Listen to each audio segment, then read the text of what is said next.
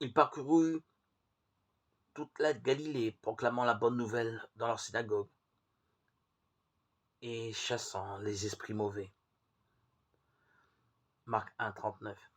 Jésus ne s'arrête devant rien pour annoncer la bonne nouvelle du salut. Ses prédications sont comme un feu qui vont ouvrir les cœurs. Il le fait au sein même des lieux de culte des Juifs.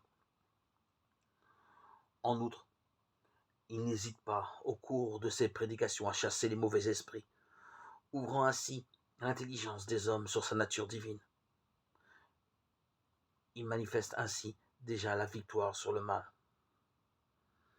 On l'a vu, des anges veillent sur les peuples, Exode 23, 20, Daniel 10, 13, 21.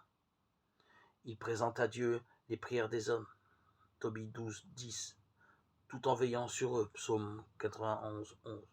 Et comme ils se réjouissent avec le Seigneur chaque fois qu'un pécheur se convertit, Luc 15, 10, ils sont au service du Christ, Jésus, maître de l'histoire, ceux qui ont été créés par lui et pour lui, Colossiens 1, 16, comme nous autres du monde, visibles avons été.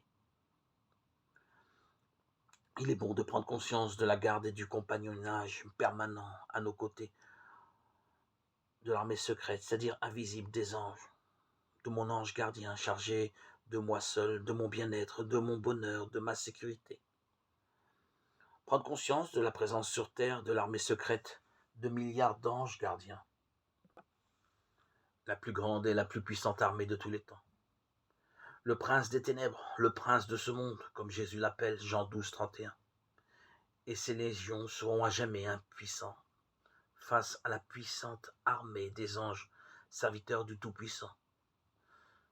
Nous pouvons y puiser la certitude de la victoire, non seulement finale, mais encore à toutes les étapes de la lutte des ténèbres contre la lumière.